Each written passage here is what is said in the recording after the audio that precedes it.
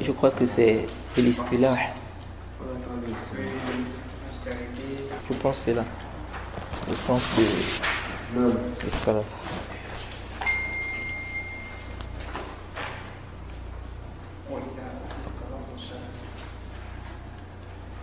Vas-y. Donc, wa fi l'istilah. Bismillah wa salatu wa salam. Bismillah walhamdulillah wa salatu wa salam ala rasulillah wa ala alihi wa sahbihi wa ba'd.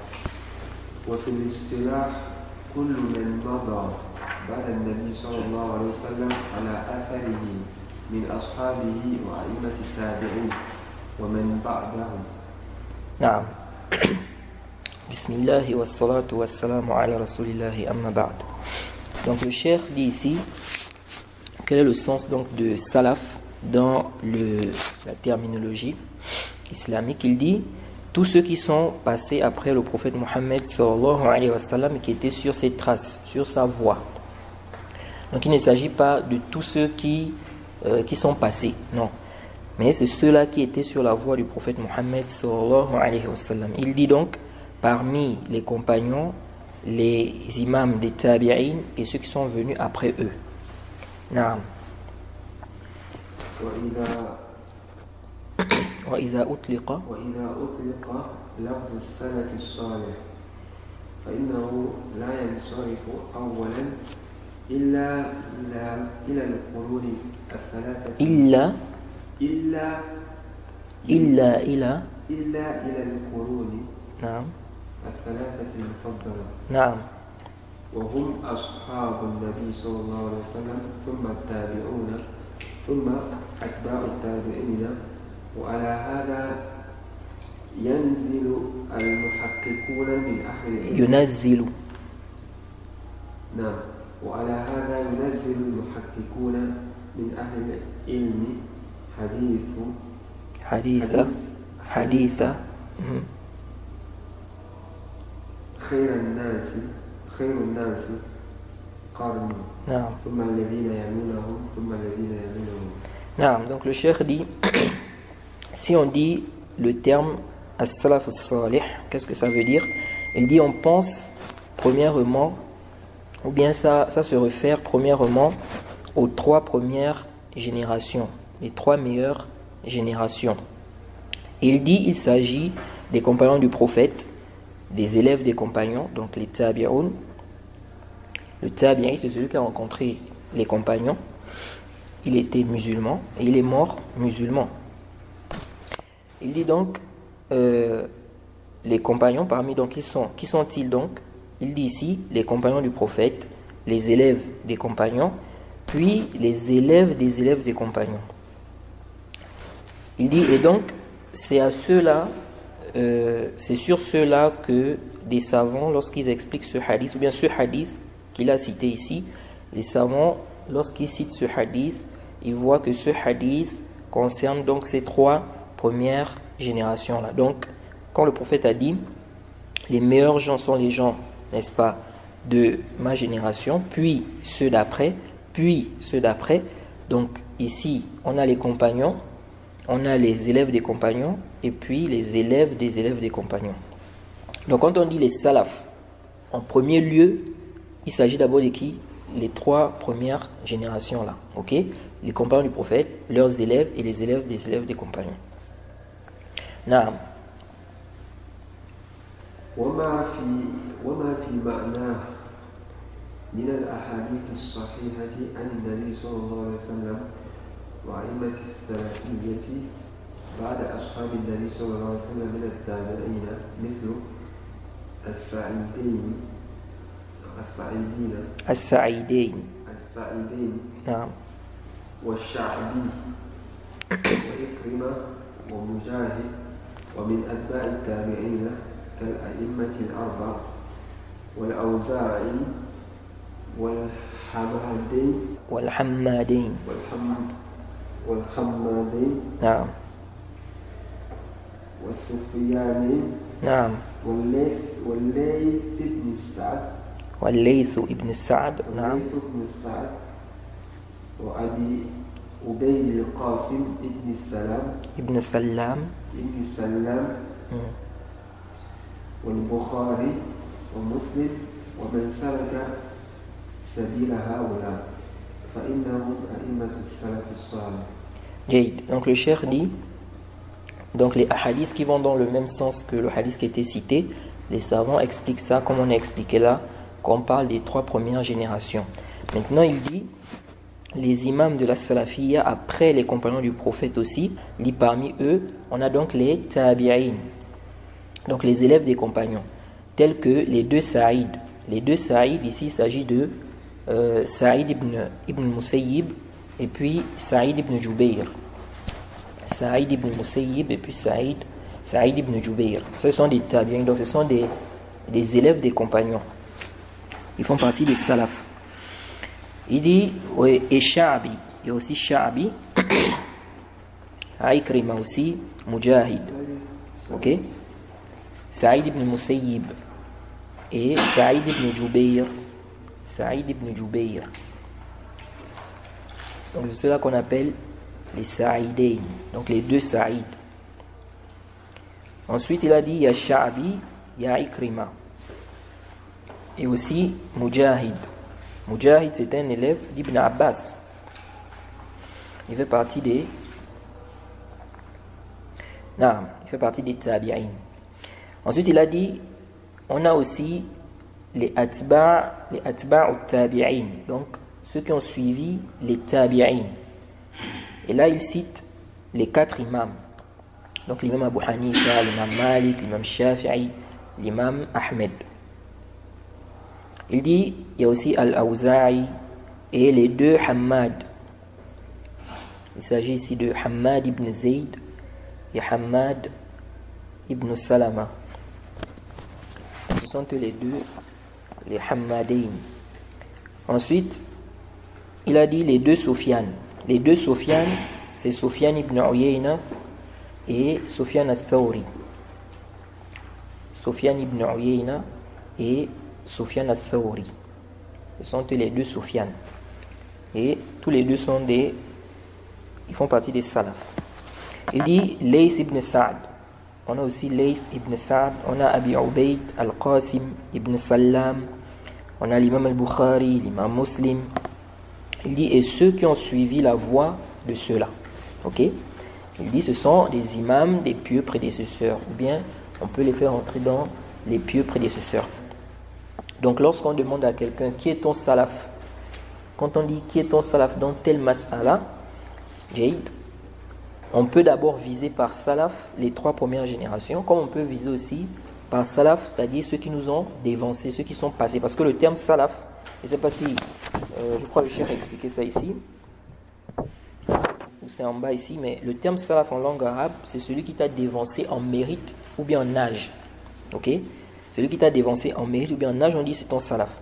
Donc on peut dire qui est ton salaf et on vise ici là le sens général. Donc parmi ceux qui nous ont précédés. Ok? Mais on peut aussi viser par salaf les 3 premières générations et c'est ce qui est la base quand on dit les salaf. Jade. Ensuite il a dit quoi? Naam. Et donc nous disons que nous devons suivre la voie de nos salafs. Ok? On suit le kitab wa sunna, mais selon la compréhension des salafs. Ok? Donc quand on dit selon la compréhension des salafs, on doit connaître qui sont les salafs. Quelqu'un ne peut pas dire non, je suis le kitab wa sunna bi fahmi salaf al-umma, mais il ne sait pas qui sont les salafs. Donc le cheikh nous a expliqué ici qui sont les salafs. Naam. Il dit واعلموا بارك الله فيكم أن السلفية لم يؤسسها أحد من البشر في زمان أو مكان. ألم يكن الشيخ محمد ابن عبد الوهاب مع أخيه الإمام محمد ابن سعود ابن سعود نعم مؤسسين للسلفية نعم ولا من قبلهما ولا من قبلهما نعم من أهل العلم وأئمة الدين ودعاة الحق إلى هذه الملة الحنفية مؤسسين لها مثل شيخ الإسلام ابن تيمية وتلامذته نعم ومن قبله من الأئمة الأربعة ومن سمينا نعم من الأئمة ولا التابعون ولا أصحاب محمد صلى الله عليه وسلم ولا أصحاب محمد صلى الله عليه وسلم ولا محمد صلى الله عليه وسلم ولا من مضى من قبله من النبيين والمرسلين عليهم الصلاة والسلام بل هي من عند الله جاء بها النبيون والمرسلون بلغوا عن الله ما أرادوا من العباد شرعا ومن بعدهم من أصحابهم ومن أتباعهم ومن بعدهم دعاة إلى الله وفق هذه السلفية. Reprends s'il te plaît, je n'ai pas suivi. بل هي من عند الله جاء بها النبيون والمرسلون. نعم. بل هي من عند الله جاء بها النبيون والمرسلون بلغوا عن الله ما أرادوا من العباد ما أراده من العباد شرعا. نعم. ومن بعدهم من أصحابهم ومن بعدهم من أصحابهم ومن أتباعهم. نعم. فمن بعدهم نعم دعاة إلى الله نعم وفق هذه السلفية. نعم. Donc le cheikh ici dit, sachez donc qu'Allah vous bénisse, que la salafia n'a pas été fondée par un être humain dans un temps, dans une époque ou un endroit. Et il dit, la salafia n'a pas été fondée par le cheikh Mohammed ibn Abdul Wahhab et son frère al-imam Mohammed ibn Saoud. Donc ce ne sont pas eux qui ont formé ou bien qui ont fondé la salafia. Ok? Aujourd'hui il y a des gens, ils appellent les salafis wahhabites. Donc si tu es salafi, on dit que tu es wahhabite. Alors que le cheikh Mohammed ibn Abdul Wahhab, c'est pas lui qui a fondé la salafia, c'est pas lui il n'est pas venu à quelque chose de nouveau. Si vous voulez ici affilier des gens à une personne en disant wahhabite, il faut que vous puissiez prouver que le cheikh Mohammed ibn Abdul Wahhab est venu avec une nouvelle religion, quelque chose de nouveau, et puis nous on l'a suivi dans ça. Là vous pouvez nous dire vous êtes des wahhabites. Mais si le cheikh il est venu, n'est-ce pas, il a suivi ceux qui étaient là depuis, n'est-ce pas, la voie des salafs, vous n'avez pas à appeler les gens wahhabites. Parce que lui, il a suivi ceux qui étaient là depuis l'époque des salafs. Il a suivi les salafs, il a suivi le prophète. Donc des gens qui le respectent, qui reconnaissent son rang, vous ne pouvez pas les appeler les wahhabites parce qu'il n'a rien inventé. Ok? Donc, le cheikh dit ici, ce n'est pas le cheikh Mohammed ibn Abdul Wahhab qui a fondé quoi? La salafiyya. Ni ceux qui sont passés parmi les gens de science ou les imams du din, ceux qui appellent au haqq, à la religion de vérité. Aucun d'eux n'a fondé la salafiyya. Tel que le cheikh al-Islam Ibn Taymiyyah et ses élèves, ok? Ou bien les imams, les 4 imams qui sont passés, ou bien ceux qu'on a cités, les noms des salafs qu'on a cités là, les Awza'i, les Hammad et tout ça là. Il dit aucun d'eux n'a fondé la salafiyya. Il dit ici, ni même ceux qui sont passés parmi les prophètes et les messagers. Il dit, mais la salafiyya vient d'Allah, ok? C'est Allah, n'est-ce pas, qui a demandé aux gens de suivre. Il nous a demandé de suivre ceux qui nous ont précédés. Lorsqu'Allah dit par exemple dans la sourate 2 au verset 137, فَإِنْ آمَنُوا بِمِثْلِ مَا آمَنْتُمْ بِهِ فَقَدْ اهْتَدَوْا. Quand il dit, si ils croient comme vous avez cru, ils seront bien guidés. Ça veut dire qu'Allah nous incite ici à croire, n'est-ce pas, comme les salafs ont cru. Et ici, il n'y a pas de doute qu'il s'agit d'abord des compagnons du prophète. Parce que quand le verset est descendu, nous, on n'était pas là.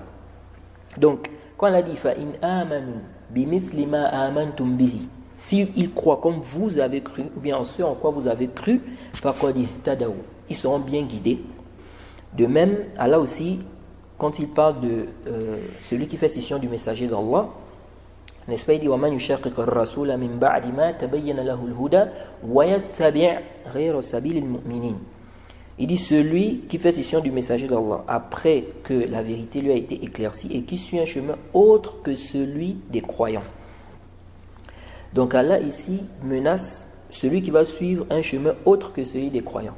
Il dit نُوَلِّهِ مَا تَوَلَّى وَنُصْلِحِ جَهَنَّمَ وَسَاءَتْ مَصِيرًا. Les croyants ici, c'est d'abord les compagnons. Parce que quand le verset est descendu, nous n'étions pas là.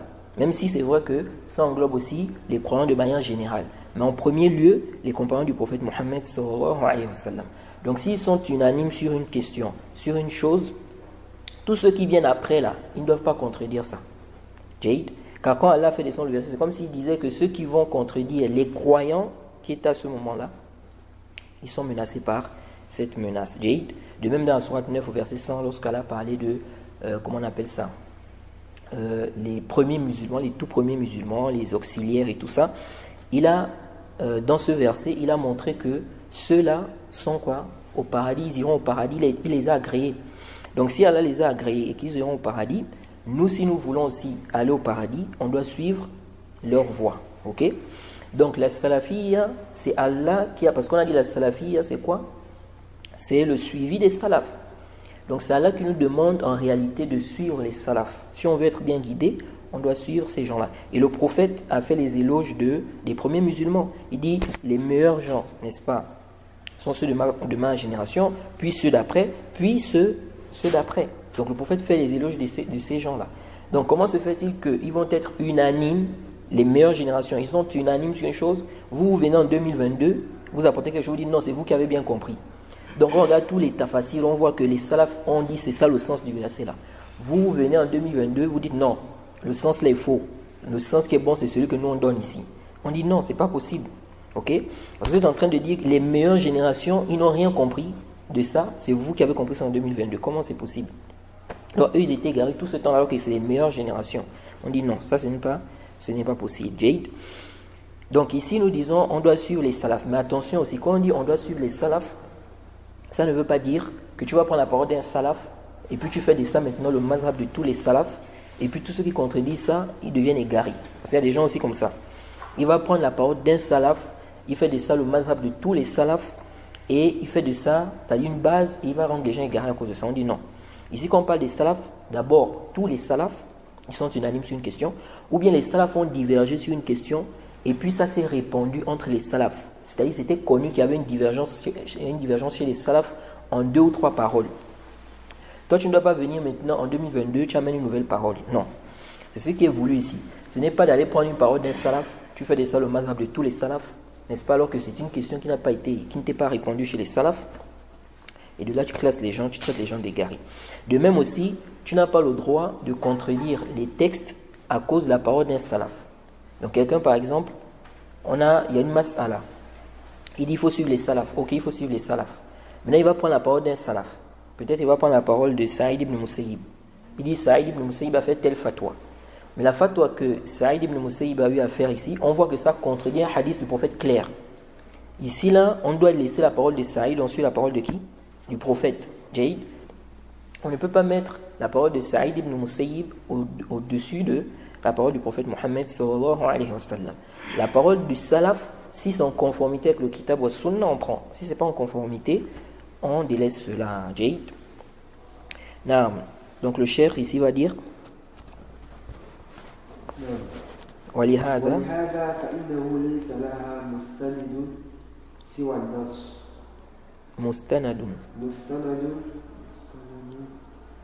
النص فجميع أقوال الناس وأعمالهم ميزانها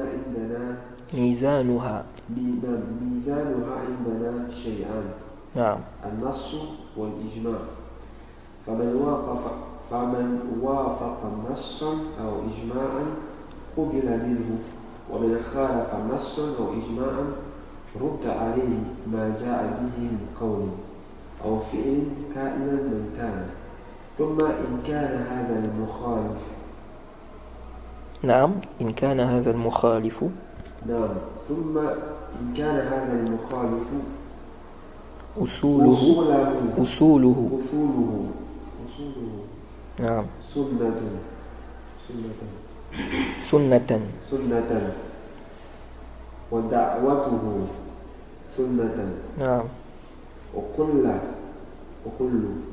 وكل ما جاء عنه نعم سنة فإن خطأه نعم يرد ولا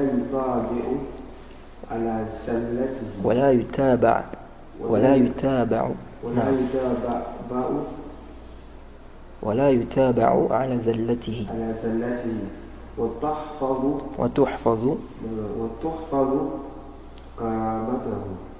كرامته نعم وإن كان ضالا مبتدئا نعم مبتدعا يعرف للسنة وزنا ولم تكن لها عنده قائمة نعم مؤسسا أصوله على الدلال فإنه يرد عليه كما يرد على المبتدئ الدلال والقابل بالزجر والإغلاق والتحذير منه إلا إذا ترتبت والتحذير منه إلا إذا ترتبت مفسدة أكبر من التحذير منه إلا إذا ترتبت مفسدة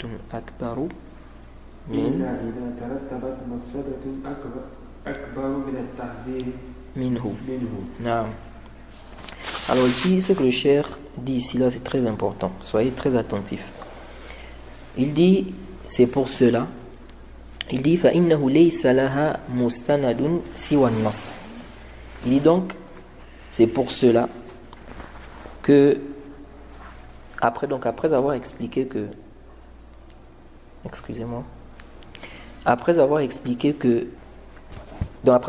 c'est Allah qui a légiféré donc cette voie qui est la salafiyya et non quelqu'un, il dit maintenant, c'est pour cela que les salafis n'ont pas une, comment on appelle ça, une base, une référence en dehors du texte. Donc ce sur quoi on va se baser. Il dit c'est le nas, c'est le texte. Il dit فَجَمِيعُ أَقْوَالِ النَّاسِ وَأَعْمَالِهِمْ. Donc toutes les paroles des gens et leurs œuvres, مِيزَانُهَا عِنْدَنَا شَيْئًا. Donc toutes les paroles des gens, tous les actes des gens, la balance chez nous, c'est deux choses. Il dit an-nassu wal-ijma'. Le texte et quoi? Le consensus. Ok? Alors ici le cheikh a dit le texte et le consensus. On peut aussi ajouter, ou bien on ajoute aussi, comment on appelle le qiyas, l'analogie. Mais on peut faire entrer l'analogie au niveau du texte parce que toute analogie, il faut un nos, il faut un texte. Tu ne peux pas faire l'analogie et puis tu n'as pas un texte. Parce que l'analogie c'est quoi? On dit c'est le ilhaq far'in bi aslin. Tu vas faire, c'est-à-dire on a le far', tu as la chose d'abord que tu veux, on va dire, tu veux faire l'analogie par rapport à cette chose-là. Tu vas ramener ça au asl. Le asl ici c'est quoi? C'est le texte de base. On a un texte de base d'abord. On a interdit telle chose. Ou bien on a autorisé. Maintenant toi, tu veux connaître la sentence d'une autre chose où il n'y a pas un texte. Il n'y a pas un texte clair. Ici là, qu'est-ce que tu vas faire? On va regarder la illa. Pourquoi on a interdit telle chose? Si on a interdit ça à cause de ceci, on regarde la chose où il n'y a pas le texte là. Si aussi il y a la même cause là-bas, on va donner la même sentence. Jade. C'est pourquoi on dit ilhaqu far'in bi aslin li'illatin jami'atin baynahuma. Ok? Ils doivent avoir la même illa. C'est ça le qiyas. C'est pourquoi, oui, ilhaqu far'in bi aslin li'illatin jami'atin baynahuma.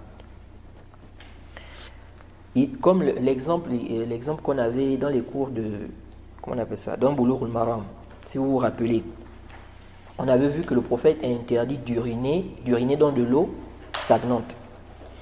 Mais on n'a pas un texte où le prophète a interdit de faire les selles dans de l'eau stagnante. Il n'y a pas un texte comme ça, où il a interdit de faire les selles dans de l'eau stagnante. Il a parlé d'urine. Mais on avait fait l'analogie. On avait dit c'est aussi interdit de faire les selles dans de l'eau stagnante. Pourquoi? Parce qu'on a regardé la cause. Pourquoi le prophète a interdit d'uriner dans de l'eau stagnante. Donc, là où le prophète a interdit d'uriner dans de l'eau stagnante, là, ça c'est le nos. Ok? C'est ça le texte et c'est ça le as. Le fara ici, c'est quoi? C'est faire, qu'on appelle les selles dans de l'eau stagnante. Donc, on va prendre le fara là, on va ramener ça au as. Li'illatin jami'atin baynahuma. Jami'atin. Donc, ils ont la même illa. Donc, comme on a vu que c'est la même illa, faire les selles aussi, on a vu que le fait d'uriner, ça va gaspiller l'eau. Donc, faire des selles aussi, ça va mener à la même chose. Donc, on dit on interdit aussi ça. Ok? Donc, quelqu'un ne doit pas dire non, mais on n'a pas un dalil où on a interdit de faire les selles. Donc, on peut faire les selles. On a seulement interdit l'urine. Non. On dit, la religion ne fait pas la différence entre les mêmes choses. Donc, si on a interdit d'uriner parce que ça va gaspiller l'eau, faire les selles aussi, ça va gaspiller l'eau. Donc, ça prend la même sentence. Ok? Donc, toute analogie doit être basée sur un os. Ça veut dire qu'il faut d'abord que tu aies un texte, on a interdit telle chose. Maintenant, toi, tu veux aussi donner la même sentence à une autre chose où il n'y a pas le texte. Ok? Donc, si on comprend que l'analogie doit être basée sur un os, un texte, ça veut dire qu'on peut se contenter de dire juste le texte et le ijma. Ok? Donc, le cheikh a dit le nos et le ijma. Donc, il dit toutes les paroles, tous les actes des gens, la balance chez nous, c'est quoi? C'est deux choses, le texte et le ijma. Ça veut dire qu'on va juger tes propos, tes actes en fonction du texte et puis du consensus du ijma. On ne va pas juger, n'est-ce pas, tes actes en fonction de la parole d'un tel. Non, parce qu'un tel a dit. Non, parce qu'un tel a fait. Non. Mais tel imam a dit comme ça, tel frère, non. Nous, on va regarder, est-ce que ce qu'il a dit, c'est en conformité avec les textes ou bien en conformité avec le ijma. Si on se rend compte que tu contredis le texte ou bien tu contredis le ijma, ici on dit que ce que tu dis n'est pas, c'est pas bien. Ok? Si tu es en conformité, on dit que ce que tu dis est bien. C'est pourquoi le cheikh a dit فَمَنْ وَافَقَ النَّصًّا, celui qui est en conformité avec un texte, أَوْ إِجْمَاعًا, ou bien un consensus, il dit قُبِلَ مِنْهُ, donc on va accepter de lui. Il dit وَمَنْ خَالَفَ نَصًّا أَوْ إِجْمَاعًا رُدَّ عَلَيْهِ مَا جَاءَ بِهِ مِنْ قَوْلٍ أَوْ فِعْلٍ كَائِنًا مَنْ كَانَ. Le cheikh dit, celui qui va donc contredire un texte ou bien un consensus, donc c'est confirmé, il y a le nos ou bien il y a le ijma', il dit on va rejeter sa parole ou bien son acte, quelle que soit la personne, peu importe qui il est. Ka'inan man kan. Donc ici, le cheikh dit, celui qui va donc contredire un texte ou bien un consensus, on va rejeter sa parole ou bien son acte, peu importe qui il est. Que ça soit un grand savant, même si c'est l'imam Malik, l'imam Shafi'i, l'imam Ahmed, peu importe le savant, ou même un grand savant de notre époque, on dit vraiment, on le respecte, c'est un grand savant, mais ici il a contredit le dalil, nous on prend le dalil et puis on laisse sa parole. C'est pourquoi le cheikh dit, on rejette sa parole, peu importe, on rejette sa parole, peu importe qui il est. Il dit, thumma in kana hadha al-mukhalif. Maintenant, celui qui a contredit là, il dit, fa in kana hadha al-mukhalif, usuluhu sunnah. Usuluhu sunnah. On dit si celui qui a contredit le texte ou bien le consensus là, le consensus, il dit si ces fondements sont des fondements des gens de la sunna. Jaïd. Wa da'watuhu sunnah. La da'wa aussi, sa da'wa, c'est la da'wa des gens de la sunna. Ok? Il dit, tout ce qu'il a donc apporté, c'est la sunna. Donc, en un mot, c'est quelqu'un qui est sur la sunna.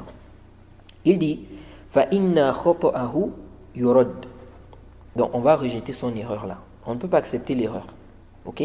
Ça, c'est connu. Même la raison raisonnante refuse. On ne peut pas accepter l'erreur. L'erreur, on doit rejeter ça. Même les gens, quand ils font les mathématiques ou je ne sais pas quoi, on accepte, on ne dit pas que l'erreur, il faut accepter ça. Ok? C'est connu que c'est une erreur. On dit 2 plus 2 égale à 4. Si on voit que quelqu'un dit c'est égal à 5, on ne peut pas accepter. Donc, nous disons l'erreur, on rejette. Maintenant, il dit si celui qui a contredit là, il fait partie des gens de la sunna, donc c'est quelqu'un, ses fondements sont des fondements des gens de la sunna, ok? Il dit on va rejeter son erreur, wala yutaba'u ala zallatihi. On ne va pas le suivre dans son erreur. La yajuz, c'est haram de le suivre dans son erreur. Celui qui le suit dans son erreur, alors qu'il a les preuves qu'il s'est trompé, il prend le péché. Parce qu'il est en train de suivre, n'est-ce pas, l'erreur volontairement.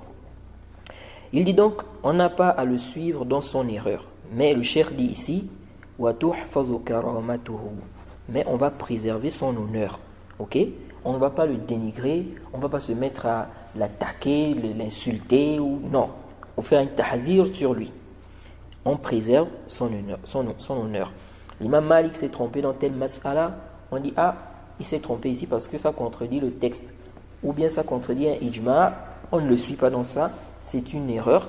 On met en garde contre l'erreur là, mais on préserve l'honneur de l'imam Malik, on respecte toujours l'imam Malik. Mais ça n'empêche pas qu'on réfute l'erreur, ok? Donc il dit on préserve son honneur. Il dit, maintenant si c'est un égaré, si c'est quelqu'un qui est égaré, un mubtadi', ok? Et il ne donne pas de la valeur à la sunna. C'est pas quelqu'un qui donne la valeur à la sunna. Et il est basé sur des fondements égarés. Hein? Sa da'wa ou bien sa voix est basée sur des fondements des gens de l'égarement. Il dit celui-là, on va le réfuter. Ok? Comme on réfute les innovateurs égarés. Ok? On va le blâmer. On va le blâmer, on va être dur envers lui. Et on va faire le tahdir sur lui. Donc on va mettre en garde contre lui. On va dire aux gens, attention, ne l'écoutez pas. C'est un égaré. Ok? Le cheikh dit, sauf si le fait de faire ça, ça va emmener un mal qui est plus grand que le tahdir. Alors ici, le cheikh fait la différence entre le savant de la sunna et l'innovateur. Il dit, le savant de la sunna, s'il commet une erreur, on va rejeter son erreur, on dit non, il ne faut pas suivre ça, etc. Mais on préserve son rang, ok? On préserve son honneur, on ne va pas s'acharner sur lui. Il dit, mais si c'est quelqu'un qui est connu pour être égaré, quelqu'un qui est connu pour, n'est-ce pas, dénigrer ou bien attaquer les gens de la sunna, il fait la guerre aux gens de la sunna et tout, celui-là, on ne va pas se comporter avec lui comme le savant de la sunna. Donc le cheikh dit, celui-là, on va le réfuter, on va, n'est-ce pas, être dur même envers lui, on va mettre en garde contre lui. Ok? Il dit, sauf si, n'est-ce pas, le fait de faire ça, ça va mener un mal qui est plus grand que le tahdir. Ok? Parce que tu n'as pas le droit d'enlever un mal pour emmener un mal qui est plus grand. Ok? Et si tu dois emmener un mal qui est plus grand, tu as amené quelque chose de... Tu as encore ajouté en fait. Tu as ajouté le mal. Donc, le mieux ici, c'est quoi? C'est de laisser le mal là. Parce que le mal là est moindre que ce que toi, tu veux emmener là. Ok? Mais si, ici, là, ce que tu vas faire va apporter un bien, ça ne va pas amener un plus grand mal. Ici, on dit, tu dois le faire. Ok? Et ça, tout ça, c'est tiré des nusus. Le prophète Mohammed, sallallahu alayhi wa sallam, par exemple, les égarés, n'est-ce pas, les mécréants, ils vont voir que le prophète tue l'hypocrite. Parce que l'hypocrite, il présente l'islam. Il présente l'islam, il ne montre pas la mécréance. C'est pas comme quelqu'un, il a apostasié, il dit moi je suis plus musulman, ou bien il est tombé dans un acte de koufr, de grande mécréance qui est clair, tout le monde voit, on voit ça, c'est visible. Mais l'hypocrite, il cache sa mécréance, il montre l'islam. Donc si le prophète, n'est-ce pas, commence à tuer les hypocrites, parce qu'il connaît que ceux-là sont des hypocrites, les gens vont regarder ça, ils vont dire que voilà, il est en train de tuer ses propres compagnons, des gens qui ont accepté sa même religion, il est en train de les tuer. Ok? Et donc ça va porter atteinte. Ils vont prendre ça pour attaquer l'islam, pour empêcher les gens d'entrer dans l'islam. Le prophète a vu ça, et donc qu'est-ce qu'il a fait? Il a décidé de les laisser. Donc ces hypocrites-là. C'est pourquoi même le prophète n'a pas cité, il n'a pas donné les noms de tous les hypocrites. Et comme disait le Cheikh Rabi', il dit, est-ce que le prophète était monté sur le minbar pour citer les noms des hypocrites, un tel hypocrite, un tel hypocrite, un tel hypocrite? Pourtant, n'est-ce pas, il avait connaissance de certains hypocrites, de ceux-là dont Allah lui a, n'est-ce pas, donné l'information. Donc de là, on tire une qaïda, on tire une règle, c'est que si ce que tu veux apporter, même si c'est bien, Mais si ça va emmener un mal, c'est-à-dire qui est plus grand, ok, que ce qui est déjà là, que tu veux venir enlever, ici on dit laisse le mal là, le mal qui est là c'est moindre, ok. Ça ne veut pas dire que ce mal est bien, non. Mais c'est pour dire ici quoi, que entre les deux mots, on prend quoi, le moindre mal, ok. Maintenant ici là, quand le cheikh a dit si le savant est un savant de la sunna, c'est usul, ce sont les usul des gens de la sunna, il a dit on fait quoi, on va garder son honneur, on va préserver son honneur et on rejette son erreur. Ça aussi, ce n'est pas comme ça de manière absolue. Premièrement, on dit, on a parmi les savants, nous avons ceux qui sont passés, ok, ceux qui sont passés, qui sont déjà morts, et puis nous avons ceux qui sont vivants. Si on prend le cas de ceux qui sont déjà morts, ok, ceux qui sont morts, qui sont passés et qui sont connus pour être des savants, n'est-ce pas, de la sunna, qui sont connus pour être des savants qui ont défendu la sunna, n'est-ce pas, ce sont des références chez les gens de la sunna. Ces savants-là, si on a constaté qu'ils ont commis une erreur, ok, ici là nous disons, si ce savant-là, ok, c'est un savant qui est connu pour être sur la sunna, c'est un savant, n'est-ce pas, on sait que il est tombé dans cette erreur, ok, nous disons, s'il n'a pas eu connaissance de la vérité par rapport à la question, ok, il a été trompé par exemple, ou bien il a cru que ce qu'il suivait c'était ça la vérité, etc. Ici là, la parole du cheikh Ubayd s'applique bien à ce genre de savant là. Maintenant, le savant qui s'est trompé, il est tombé dans une erreur même grave. Et les savants ils ont excusé ce savant là, parce qu'ils ont vu que ce savant n'a pas eu les preuves, on ne lui a pas expliqué. Comme par exemple Ibn Hazm. Ibn Hazm, par exemple, le Cheikh al-Islam dit que, parce que Ibn Hazm il est tombé dans certaines erreurs dans la croyance. Et le Cheikh al-Islam, lorsqu'il parlait d'Ibn Hazm par rapport à ces erreurs dans les noms et attributs d'Allah, le Cheikh al-Islam dit que Ibn Hazm, n'est-ce pas, il a pris la science auprès de certains chouyours, n'est-ce pas, qui avaient, ou bien certaines personnes qui avaient été influencées par la philosophie. Et il dit qu'il n'a pas eu d'éclaircissement. Les gens ne lui ont pas dit que ces gens-là, ceux-là que tu considères comme tes chouyours, ce sont des gens qui ont des mauvais fondements. Et Ibn Hazm croyait qu'il suivait la position de l'imam Ahmed.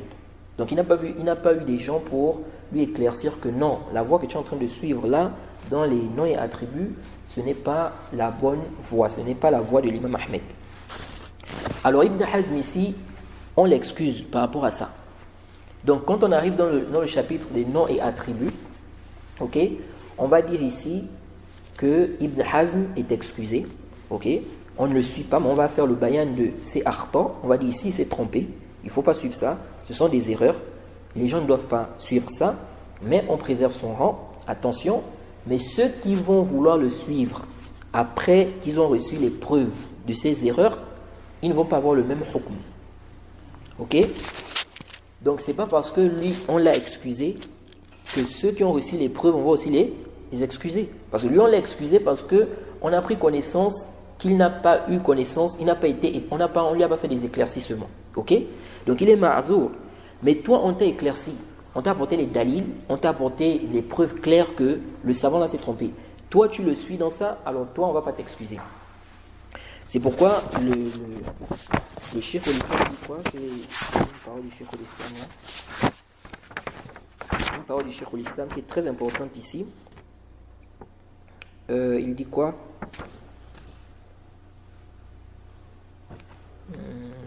Voilà.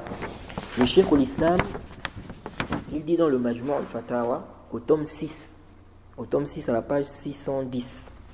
Majmu' al-Fatawa, au tome 6 à la page 610.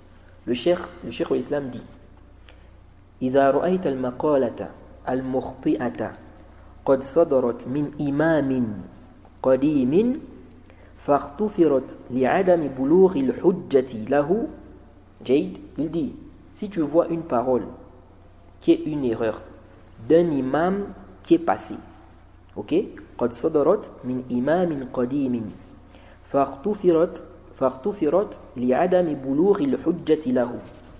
Il a été excusé car il n'a pas reçu la preuve. On n'a pas levé l'argument sur lui. On n'a pas levé l'argument sur lui ou contre lui. Le cheikh dit فَلَا يُغْتَفَرُ لِمَنْ بَلَغَتْهُ الْحُجَّةُ مَا اغْتُفِرَ لِلْأَوَّلِ. Allahu Akbar. Le cheikh de l'islam dit, si tu vois une parole d'un imam qui est passé, ok, il s'est trompé, il a été excusé parce qu'il n'a pas reçu le hujja, le dalil.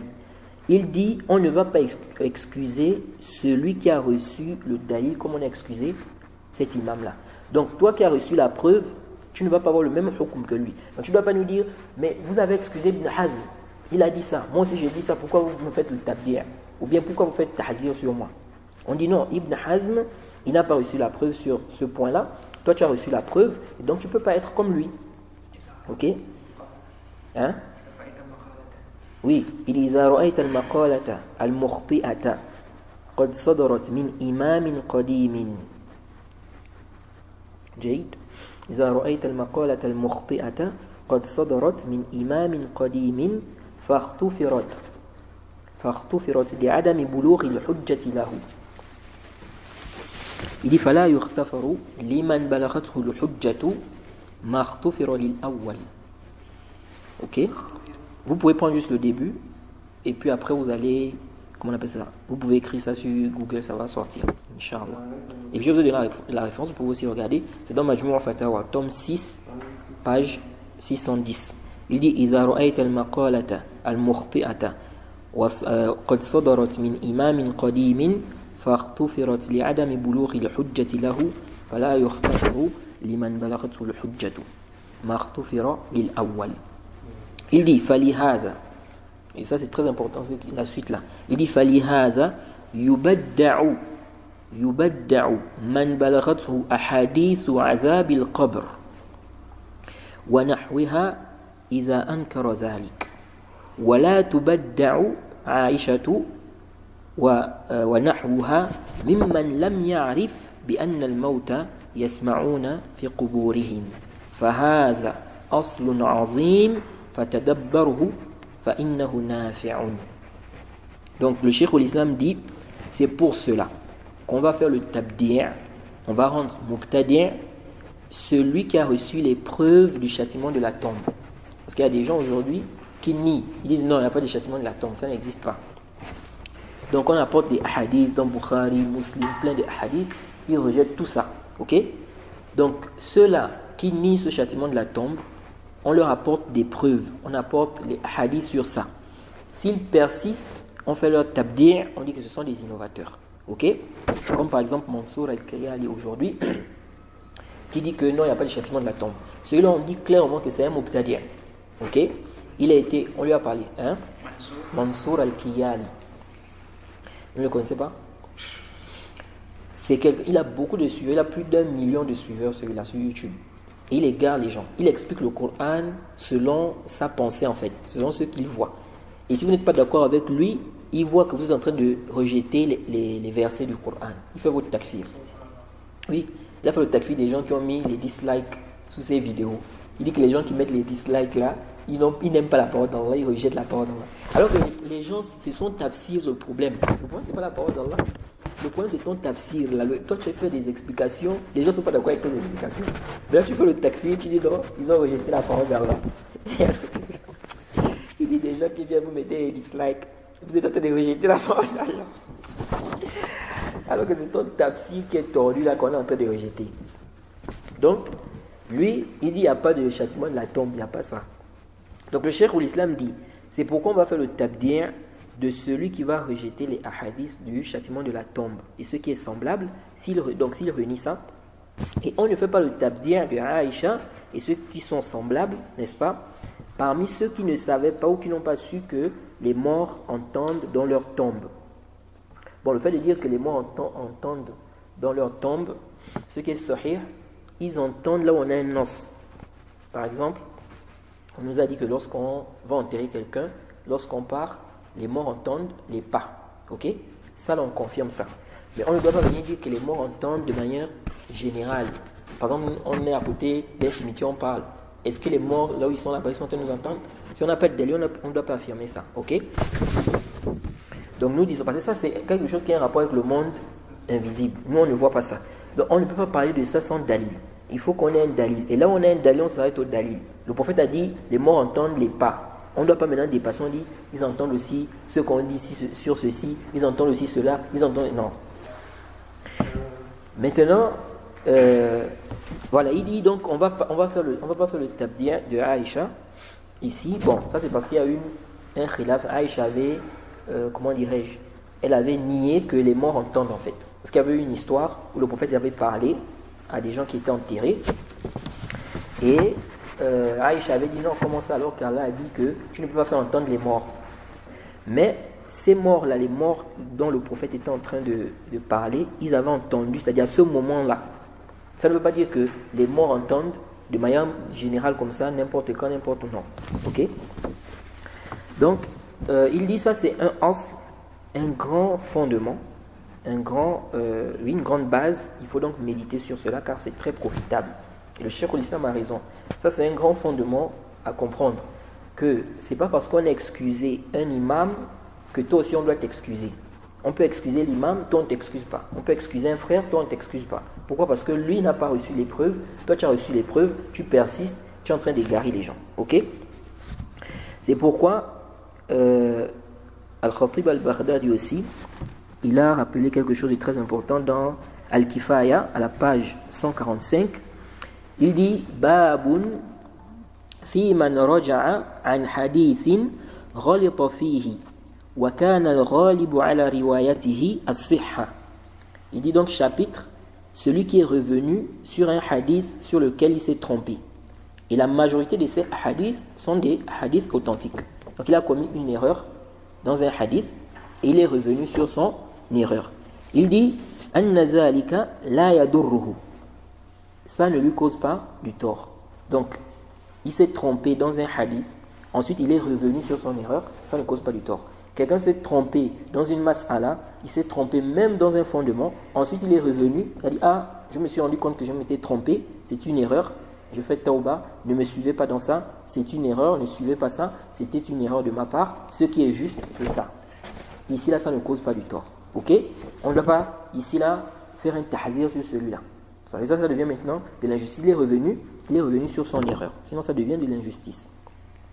Le cheikh dit donc, Al-Khatib al-Baghdadi dit وَقَدْ ذَكَرْنَا فِي الْبَابِ الَّذِي قَبْلَ هَذَا عَنْ عَبْدِ اللَّهِ ibn al-Mubarak وَأَحْمَد ibn Hanbal وعبد الله ibn الزبير al-Humaydi al-Hukma في من غلط في رواية حديث وبين له غلطه فلم يرجع عنه.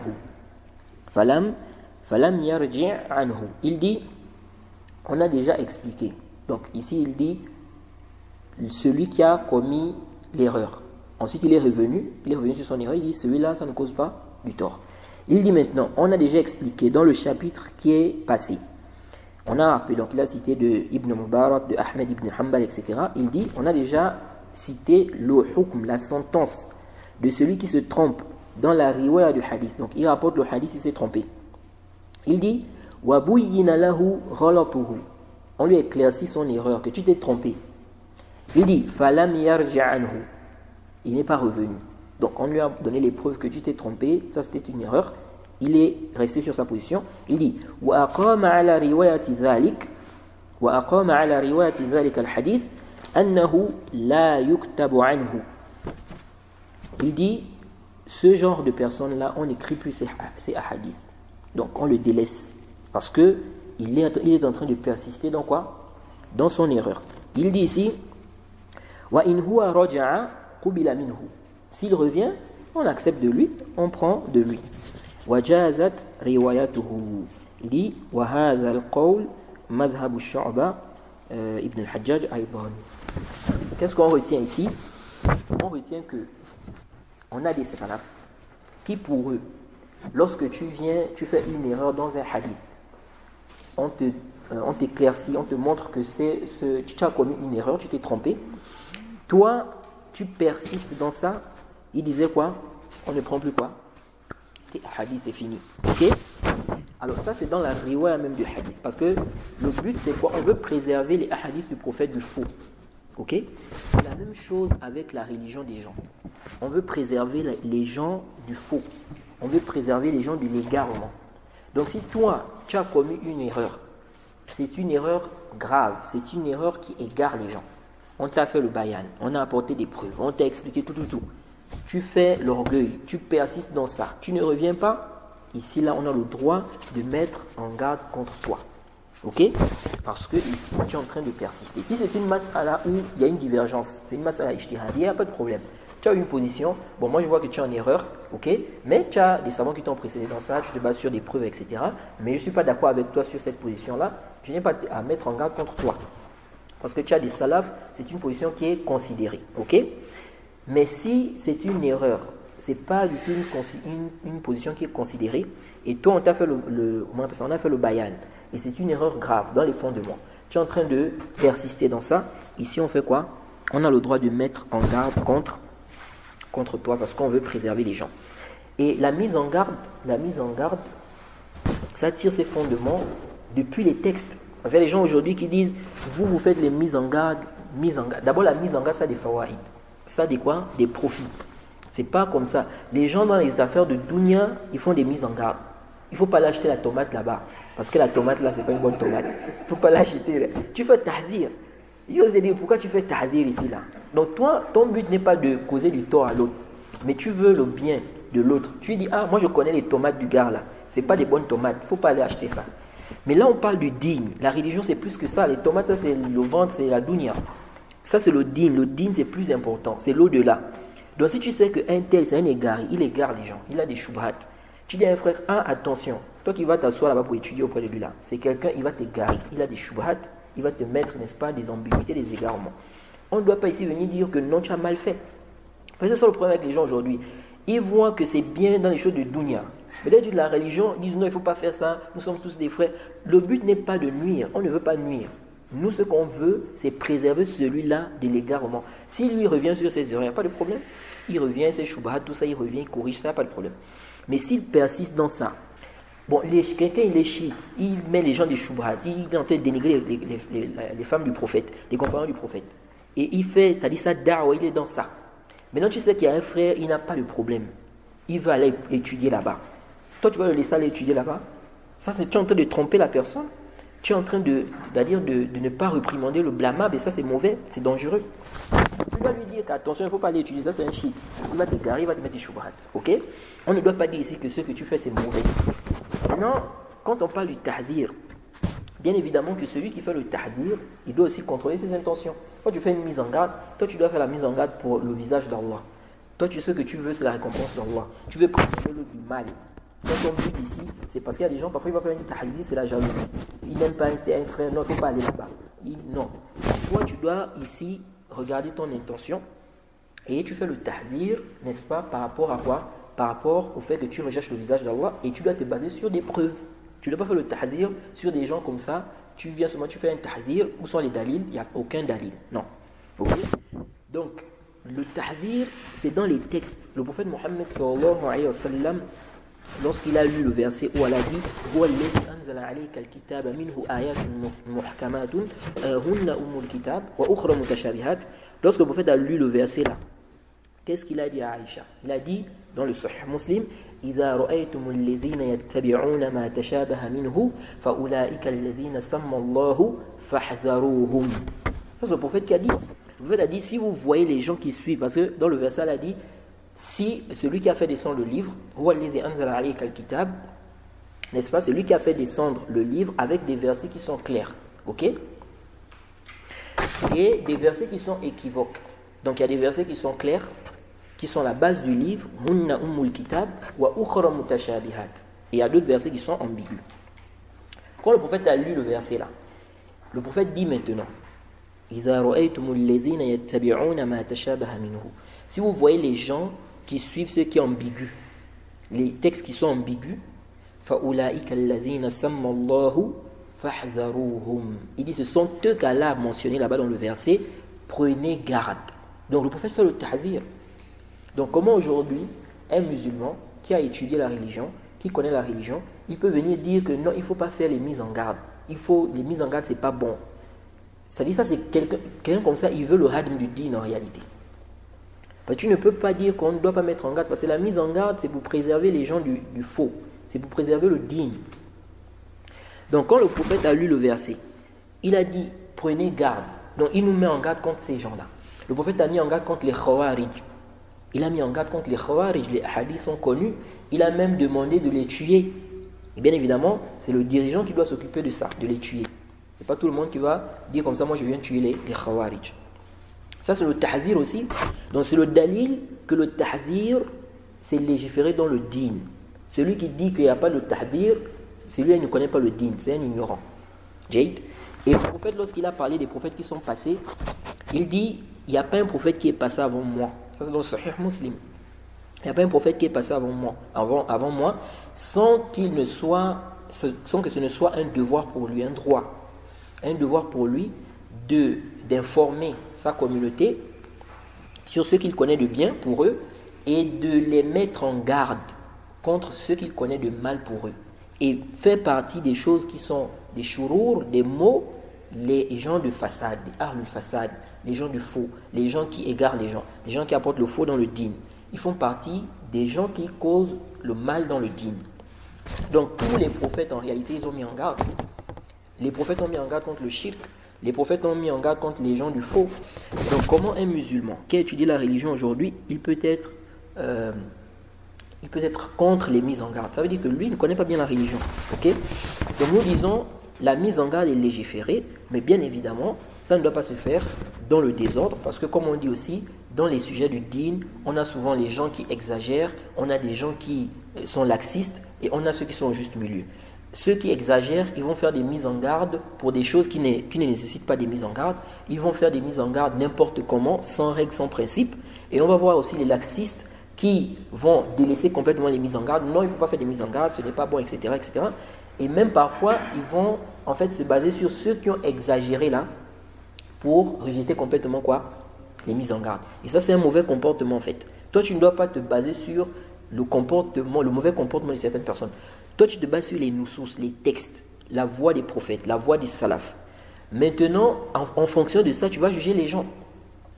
Maintenant, si tu vois que des gens exagèrent en ce qui concerne les mises en garde, ce n'est pas une raison pour toi de rejeter complètement les mises en garde. Ce que toi, tu dois faire, c'est dire que il y a des gens qui exagèrent avec les mises en garde.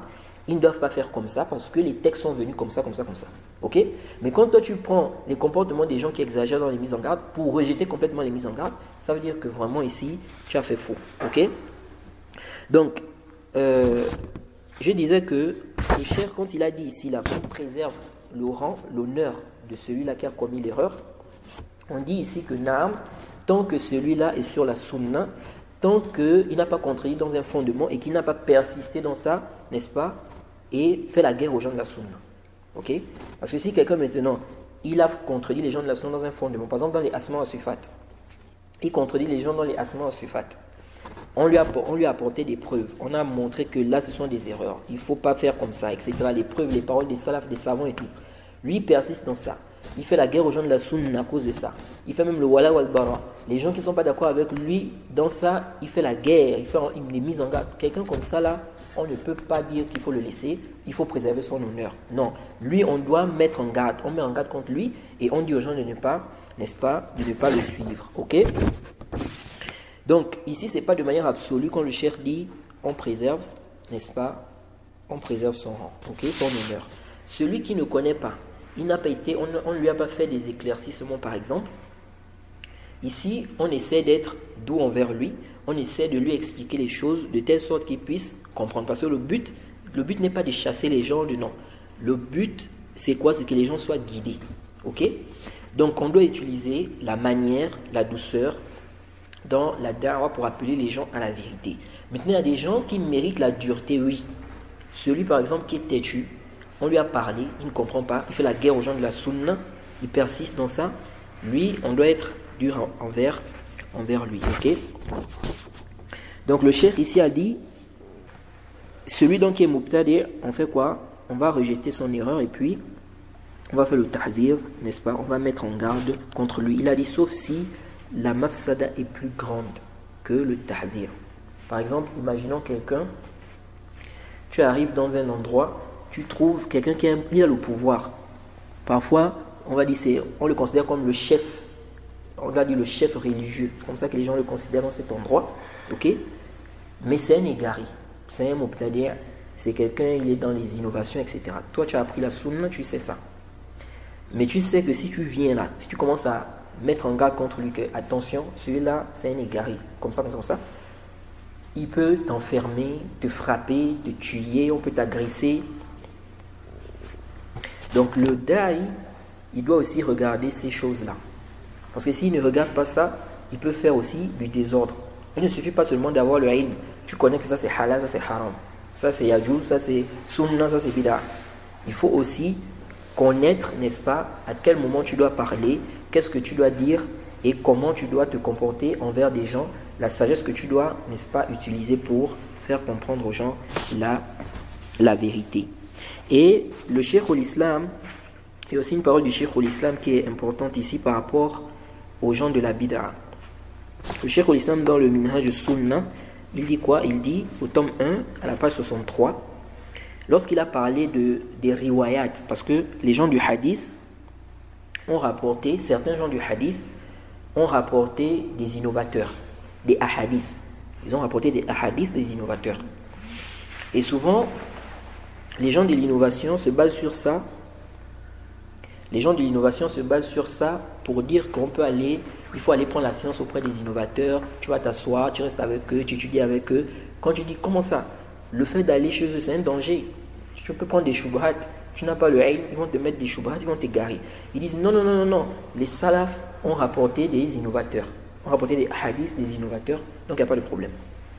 Alors que non, les salafs, d'abord les salafs quand ils ont fait ça, c'était en cas de darura, c'était comme une darura. C'est-à-dire qu'on avait besoin de rapporter les hadiths du prophète.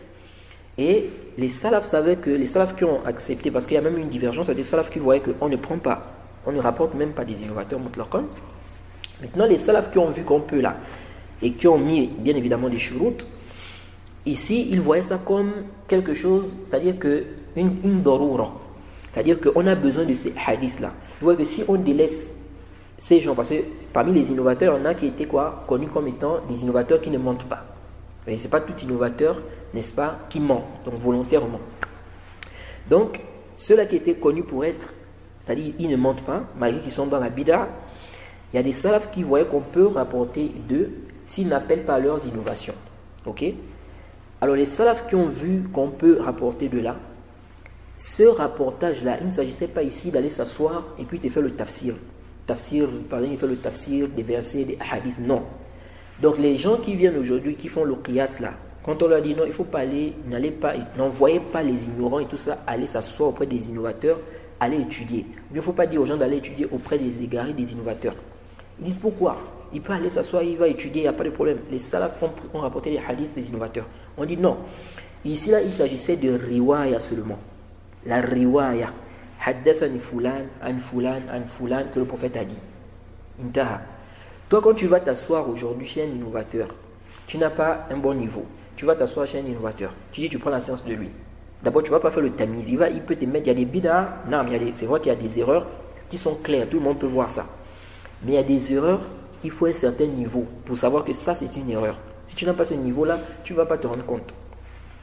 Lorsque toi, tu vas aller maintenant t'asseoir chez l'innovateur, il est en train d'enseigner la religion. Il est en train d'enseigner sa bid'a, ses shubhat. Il met ses shubhat. Toi, tu ne peux pas faire le tamiz. Il va te mettre des shubhat. Maintenant, toi, tu viens, tu dis, oui, mais les salafs ont pris les hadiths des innovateurs. Ils ont pris la riwaya, ils ne sont pas partis faire le sharh. C'est-à-dire, ils ne sont pas partis faire l'explication de ça là-bas. Or, toi, tu vas t'asseoir, tu prends, il t'explique le tafsir, il t'explique dans le fiqh, il t'explique dans les questions de tawhid et tout ça. Donc, il y a une grande différence. Et puis, c'était en cas de nécessité. C'est pas comme ça que non, il faut aller faire quoi? Il faut aller prendre la science auprès des innovateurs. Donc, le Cheikh al-Islam, quand il explique maintenant le cas des savants qui ont dit qu'on ne prend pas, même les riwayat, là, on ne rapporte pas des innovateurs. Pourquoi ils ont fait ça? Le Cheikh al-Islam dit dans le Minhaj Sunnah, tome 1 à la page 63, il dit وَلَمْ يَدَعُوا الرِّوَايَةَ عَنْ هَؤُلَاءِ لِلْفِسْقِ. Donc, ceux qui sont tombés dans la bid'a, des Khawarij, des Murji'a, des Shia, des Qadariya, il dit les salafs qui ont délaissé les riwayat de ces innovateurs-là, il dit, ils n'ont pas délaissé à cause de leur perversité. Kama yadhunnuhu ba'duhum. Il dit, walakinna man azhara bid'atahu. Il dit, mais celui qui va montrer sa bid'a, il va extérioriser sa bid'a, il dit, wajab al-inkaru alayhi. Il est obligatoire de faire quoi? De le blâmer. Quelqu'un maintenant, il apporte des bid'a dans le dîn. Il apporte des innovations dans le dîn. On ne peut pas le laisser. Laisser qu'il mette les bid'a, il propage la bid'a, non. On doit faire le inkar. C'est pourquoi le prophète a dit, man ra'a minkum munkaran falyughayyirhu biyadihi. Si tu vois le munkar, il faut changer ça avec la main. Fa in lam yastati' fa bi lisanihi. Fa in lam yastati' fa bi qalbihi. Dhalika ad'afu al-iman. Donc, tu as vu le munkar, c'est la bid'a. Le prophète a mis en garde contre la bid'a. Lui, il vient avec des bid'a. Tu dois faire le inkar si tu as le ilm. Tu as le ilm, n'est-ce pas? Que ce qu'il fait là, c'est une bid'a.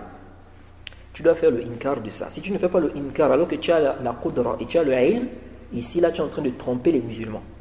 Parce que les gens qui sont assis, ils sont en train d'être trompés par celui-là. Toi tu es assis, tu sais que ce qu'il dit c'est faux. Ce sont des bid'a. Et tu as la connaissance et tu as la capacité de faire le inkar, tu es là, tu te tais.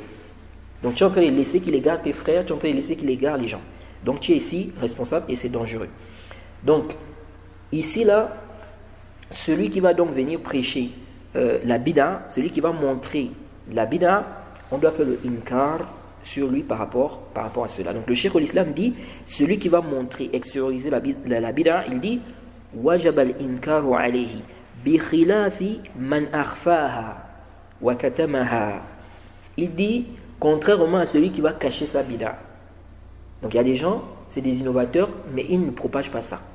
C'est peut-être si tu discutes avec lui que tu vas savoir.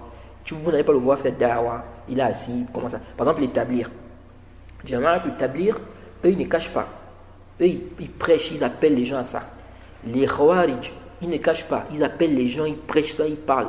Est-ce que vous suivez ça? Donc, parmi les innovateurs, on a ceux qui cachent la bid'a, ok? Ou bien qui ne montrent pas ça, ils n'embêtent pas. Il est là seulement dans son coin, il fait ses bid'a pour lui-même. Ou bien il a sa bid'a, mais il n'embête pas, il ne fait pas la guerre aux gens, il ne monte pas sur le mimbar, il n'attaque pas. Donc le Cheikh l'Islam dit, celui qui va montrer donc la bid'a, il a montré ça, il dit lui là, il est obligatoire, il dit wajib, on doit faire le inkar. Il dit contrairement à celui qui a caché sa bid'a.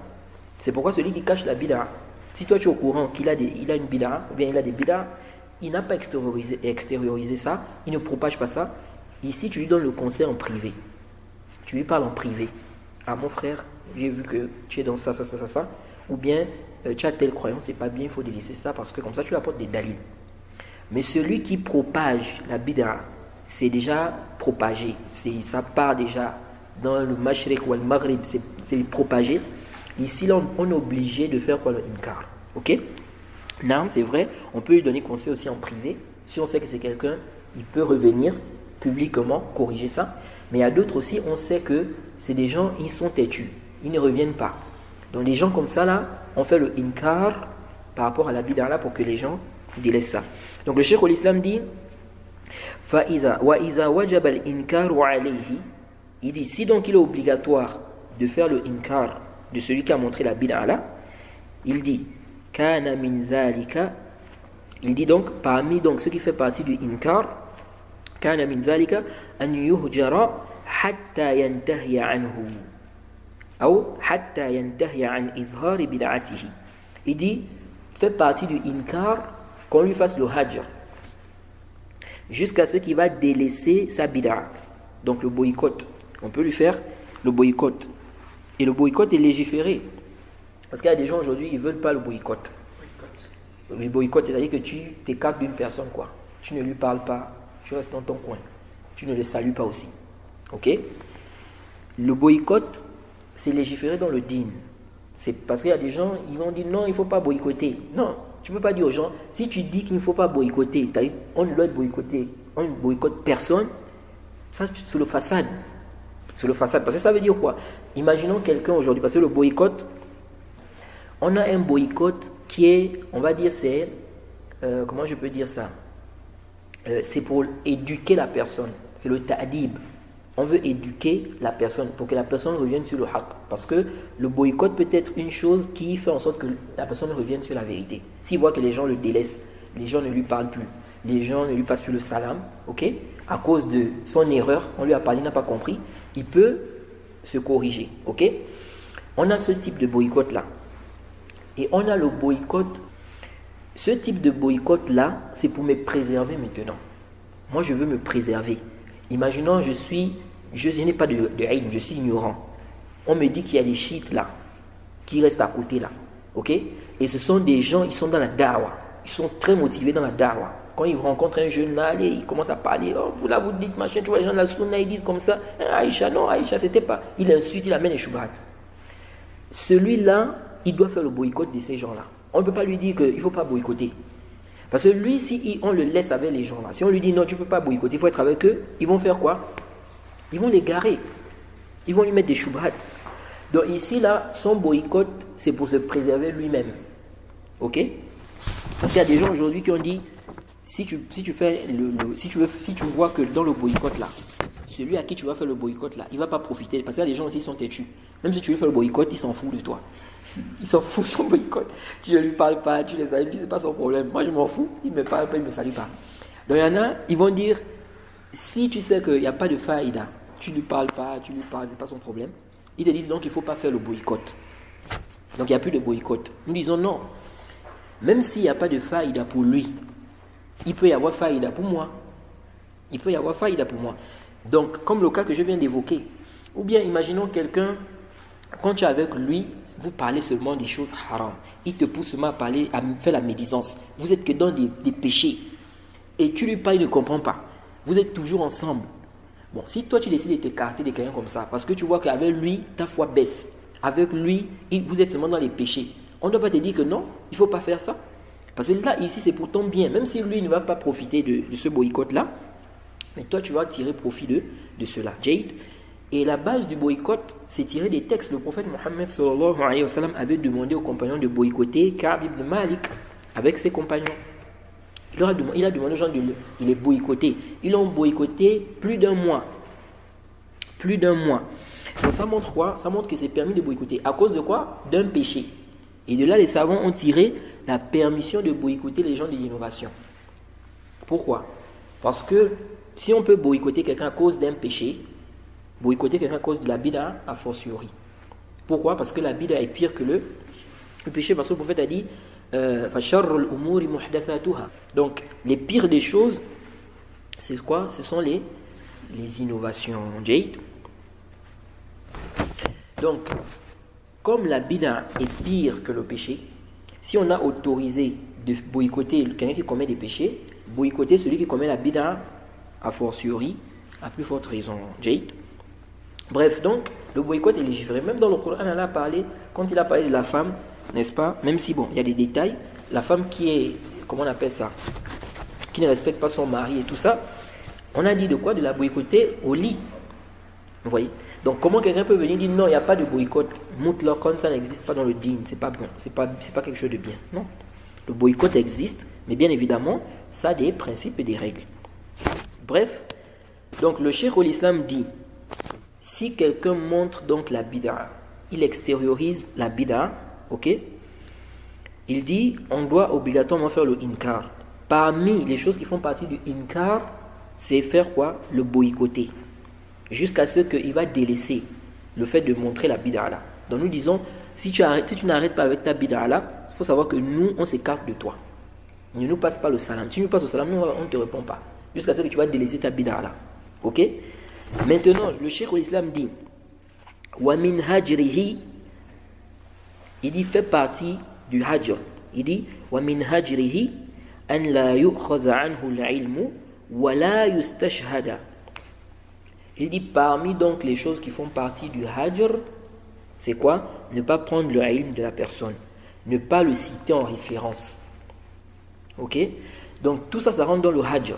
Quand on dit on te fait le hajr, on peut faire le hajr ici en décidant de ne pas te saluer, de ne pas rester avec toi, de ne pas prendre la science auprès de toi et même de mettre en garde contre toi. Tout ça, ça rentre aussi dans le hajr. Ok? Donc, le cheikh l'islam veut nous faire comprendre que les salafs qui, comment dirais-je, qui n'ont pas rapporté de certaines personnes qui étaient dans la bid'a, ce n'était pas à cause de leur perversité, mais pourquoi? Parce que celui qui montre la bid'a, il faut obligatoirement faire quoi? Le inkar. Et parmi le inkar ici là, le fait de le boycotter, de ne pas prendre le ilm auprès de lui. Jade. Et donc, ils ont voulu boycotter ces gens-là, ces innovateurs-là, et donc ils n'ont pas permis qu'on prenne la science auprès de lui. Donc ça, c'est des points qui sont importants à comprendre quand on parle des erreurs, n'est-ce pas, des gens, parce qu'il y a des gens parfois ils ne comprennent pas. Le problème aussi aujourd'hui, c'est que beaucoup de gens, on ne leur explique pas. Beaucoup de gens ne leur expliquent pas. Vous allez voir des gens, ils ont étudié. Tu as étudié la religion, c'est vrai. Ils arrivent dans un endroit, ils vont se contenter d'enseigner aux gens, par exemple, comment on fait les ablutions, comment on fait la prière, ok? Mais en même temps, ces gens-là ont une mauvaise croyance. Pourquoi? Parce qu'ils vont s'asseoir chez les égarés, ils vont chez des innovateurs, ils prennent tous ces mélanges. Mais lui, il est seulement là, il faut faire les ablutions comme ça. Mais si tu fais bien les ablutions, mais la croyance n'est pas bonne. Donc, il est très important d'expliquer aux gens la croyance, le manhaj. Ça va leur permettre d'être clairvoyants dans le dîn, de préserver leur religion et d'être sur une bonne voie.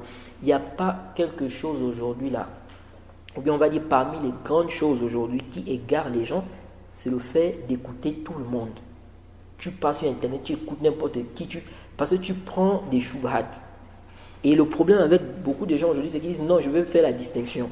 Je veux prendre ce qui est bien et je veux laisser ce qui est mauvais. Mais quel est le niveau que tu as? C'est comme j'avais réfuté, comment il s'appelle là? Boussena. Vous connaissez Boussena? Non, c'était Boussena. Oui, Badjurofil aussi. Mais Boussena, il avait commis une erreur. Avant que je ne fasse le rad là, j'ai pris d'abord son audio là. J'ai envoyé ça à certains frères. Je leur ai dit d'écouter et de me dire s'ils voient une erreur dans l'audio là. Les frères m'ont dit on ne voit pas d'erreur ici. Pourtant, il a commis une grave erreur de croyance là-dedans. Vous voyez. Et j'ai dit aux frères que ça montre que les gens qui disent aujourd'hui là, non, moi je veux aller, je peux distinguer ce qui est mauvais, ce qui est bien. Ça c'est un grand danger. Tu es en train de te tromper. Celui qui peut distinguer, c'est celui qui a un bon niveau, celui qui peut distinguer ce qui est haq, ce qui est batil. Parce que il y a des erreurs, oui, tout le monde peut voir ça, c'est vrai. Mais il y a des erreurs, c'est pas tout le monde qui peut voir ça. Si quelqu'un vient aujourd'hui, il insulte Aïcha, je pense que les musulmans vont voir que oui, bon, ça c'est l'égarement. Mais il y a des erreurs dans les asma al-sifat, dans les questions de iman, dans les questions sur les hukam, tout ça là. Si la personne n'a pas un certain niveau, la personne ne va pas détecter ces erreurs-là. Et donc la personne va prendre ça, la personne va penser que c'est bien. Ok? Donc, c'est pourquoi on dit, il faut préserver son dîn, il ne faut pas écouter tout le monde. Il faut écouter des gens qui sont sûrs que c'est des gens qui sont bien, qui ont bien compris le manhaj et tout. Ce sont ceux-là que la personne doit écouter, surtout les nouveaux. Hein, imaginons quelqu'un, il est nouvellement converti, on va lui dire, non, les gens qui mettent en garde, il ne faut pas écouter les gens qui mettent en garde là. Vous pouvez écouter tout le monde, tout ce que vous voulez, vous pouvez écouter, vous faites le tri. Ça, c'est grave en fait. Tu es en train d'emmener les jeunes dans le bolal. Des nouveaux qui n'ont pas encore des bases dans le dîn, tu leur dis non, n'écoutez pas les gens qui font les mises en garde là. Prenez de tout le monde, vous faites le tri. Ils vont faire le tri comment? Ils n'ont pas le niveau. Ils n'ont pas le niveau pour faire le tri. Car ça nous préserve vraiment.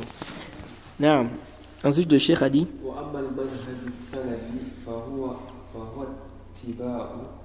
oui, فهو اتباع كل وعن رسوله صلى الله عليه وسلم تشدي والتمسك بذلك قولا وعملا هذا هو المنهج السلفي وهو الطريق السلفي وهو مسلك أهل السنة والجماعة لأن السلفية لها عدة مسميات مسميات ولا اختلاف بينها في المعنى. نعم. فهم الفرقة الناجية وطائفة المنصورة وأهل الحديث وأهل السنة والجماعة. جيد. Donc maintenant le cheikh dit c'est quoi le manhaj salafi? Il dit le manhaj salafi, on a déjà vu qui sont les salafs. Quand on dit en fait le salafi, parce qu'il y a des gens aujourd'hui, soit c'est l'ignorance de la langue arabe, soit c'est, comme le cheikh va nous expliquer, comment on appelle, le manque de compréhension. Lorsqu'on dit salafi, salafi c'est une nisba. C'est une nisba, c'est-à-dire c'est une affiliation. Chez les Arabes, on a ça. On dit, c'est comme on dit par exemple Albani, hein, le Camerouni. Vous dites quoi? Al Camerouni, oui, Al Jabouni. C'est une nisba. Donc, si déjà tu es d'accord qu'on doit suivre les salafs, et tu es d'accord que le terme salaf, il n'y a pas un ishkal dans ça. Maintenant, ton problème est où quand on dit salafi? Salafi, c'est juste la nisba, c'est juste, on est en train d'affilier la personne au salaf. On dit ici, les salafs, c'est un salafi. C'est quoi le problème? Si tu as compris que ça existe dans la langue arabe, tu ne dois pas avoir un problème. Parce que ça, c'est même dans la langue arabe. Donc, le fait de dire aux gens que non, il ne faut pas dire salafi, ça c'est le jahl en fait. Soit le jahl de la langue arabe, soit c'est la mauvaise compréhension de la religion. Tu dis il faut suivre les salafs, mais il ne faut pas dire salafi. Ça, quel sens ça? Il faut suivre les salafs. C'est ça, suivre les salafs, c'est être salafi. C'est-à-dire, le salafi, c'est celui qui suit les salafs. Donc, s'il suit les salafs, on l'appelle salafi. Jay. Donc, il dit ici, quant au manhaj salafi, il dit c'est le fait de suivre donc tout ce qui est venu d'Allah, de son messager, n'est-ce pas? S'accrocher à cela, parole comme acte, ok? Il dit c'est le manhaj salafi et c'est la voie salafi. Il dit et c'est la voie des gens de la sunna. Il dit maintenant, la salafiyya a plusieurs appellations. Il dit, la salafiyya a plusieurs appellations. Et il n'y a pas de différence entre eux au niveau du sens. Il dit, premièrement, on a al-firqatul najiyah wa ta'ifatul mansura. Donc, parfois, vous voyez, ces noms-là ne causent pas de problème à beaucoup de gens. Tu vas dire Ahlus Sunnah. Tu vas dire comment on appelle ça, al-firqatul najiyah, at-ta'ifatul mansura. Ils n'ont pas de problème. Tu vas dire Ahlul Hadith.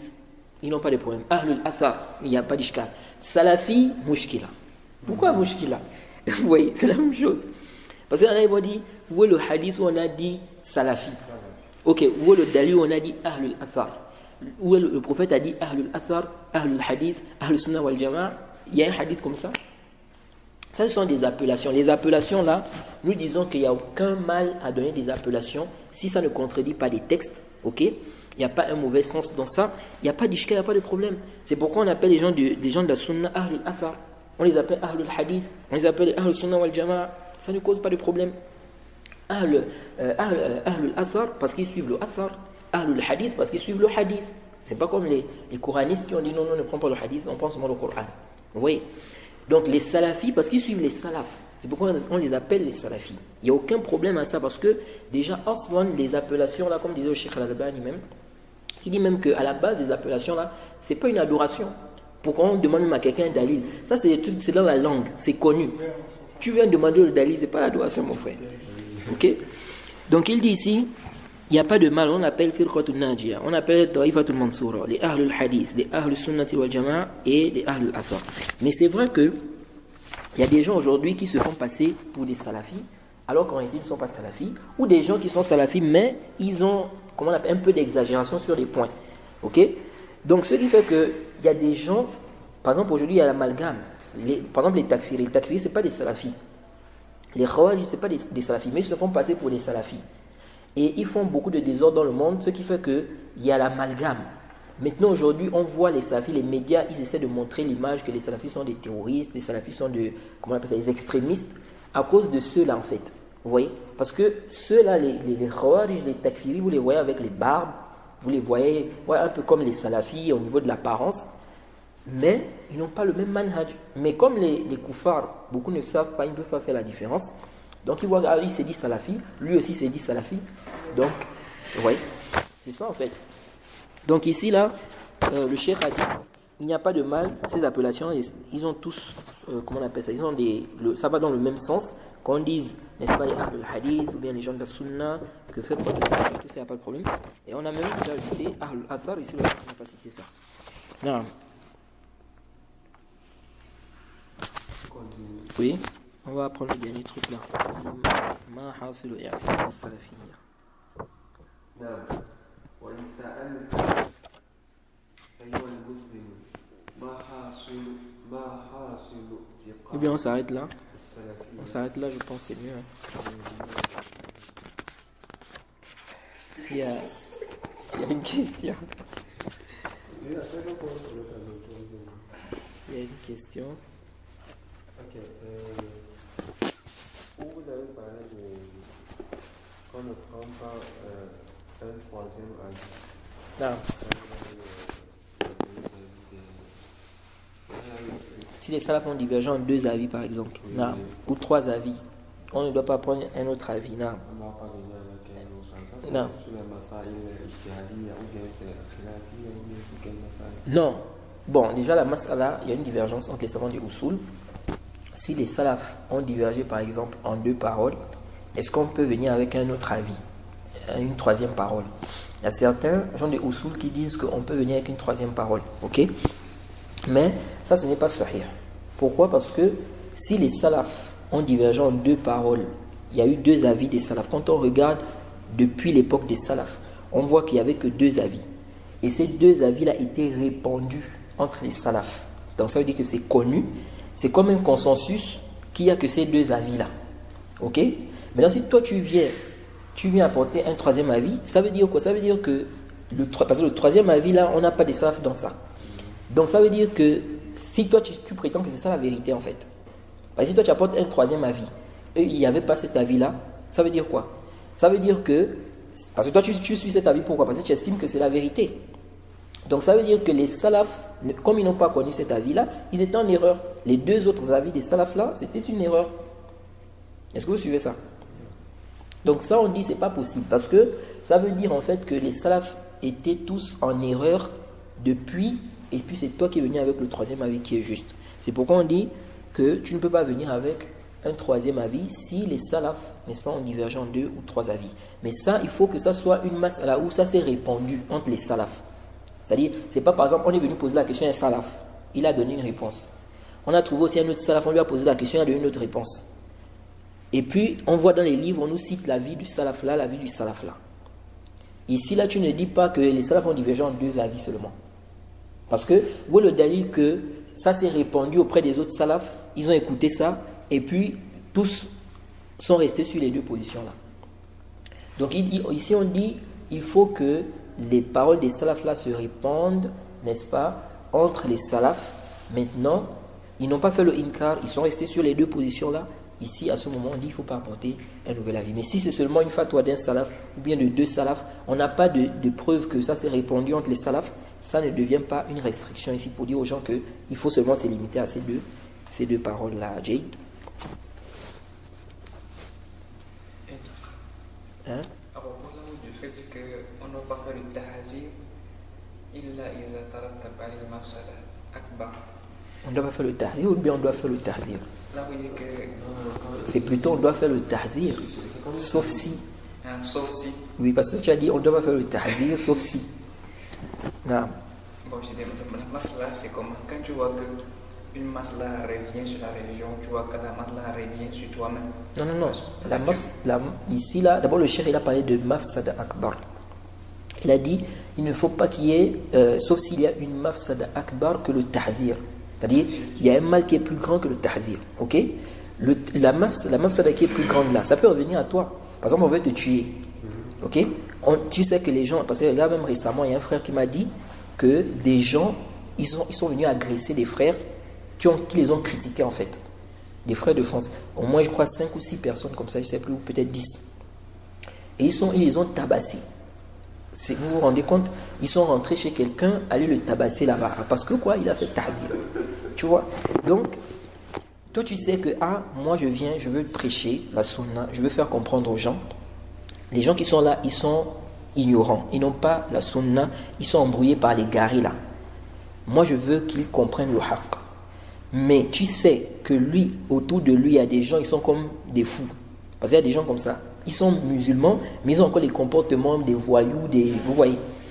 Donc, tu sais que ceux-là, c'est des gens, si tu viens faire tahdir, ils ne vont pas répondre avec le ilm.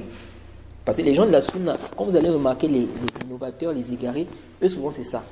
Tu fais un tahdir, lui au lieu de répondre scientifiquement, te démontrer que tu as tort, lui il va employer la force.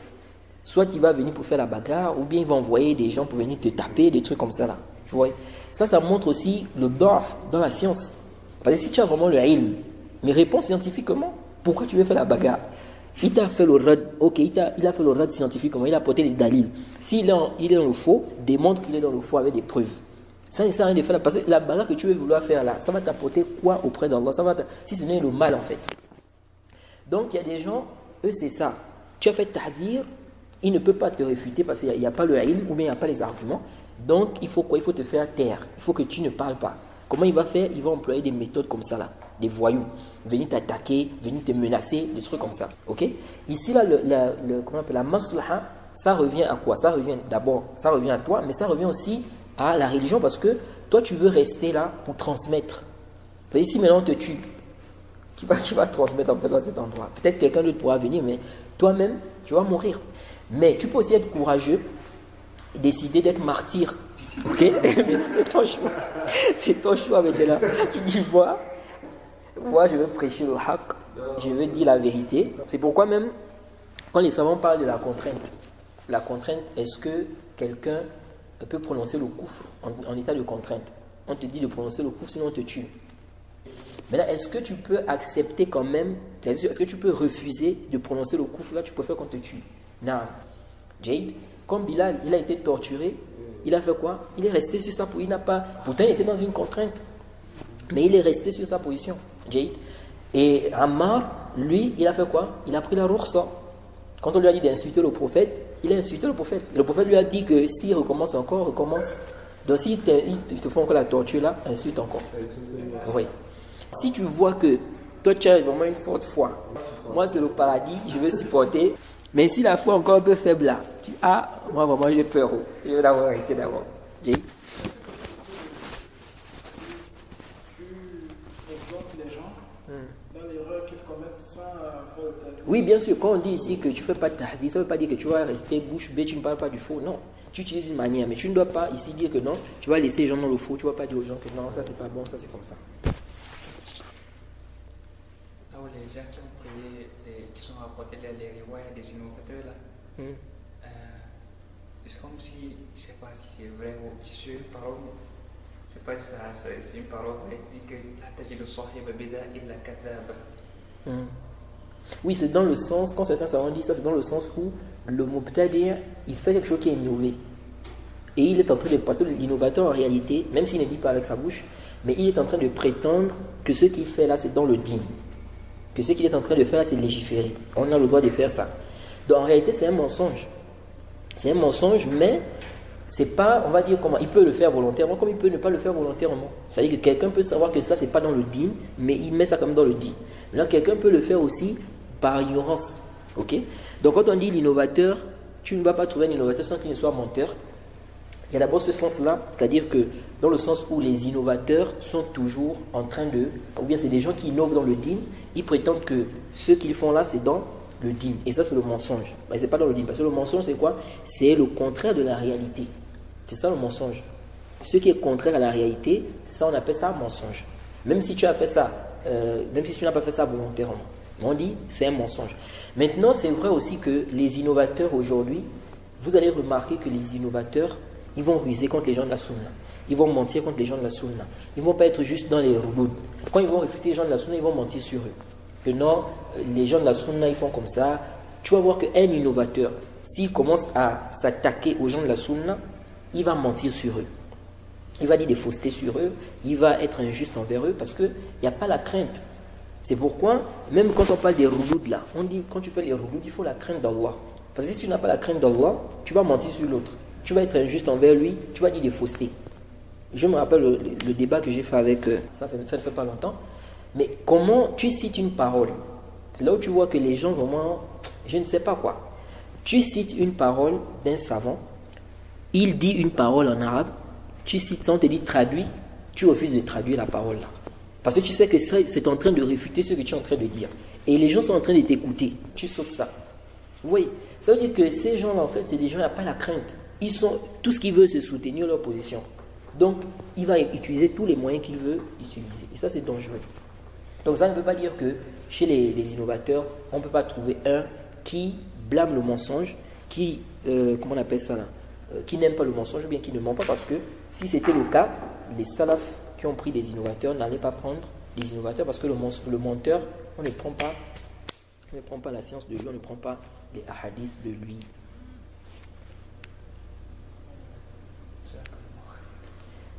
Ok, donc on s'arrête là. Wa subhanaka Allahumma bihamdika ashhadu an la ilaha illa anta astaghfiruka wa atubu.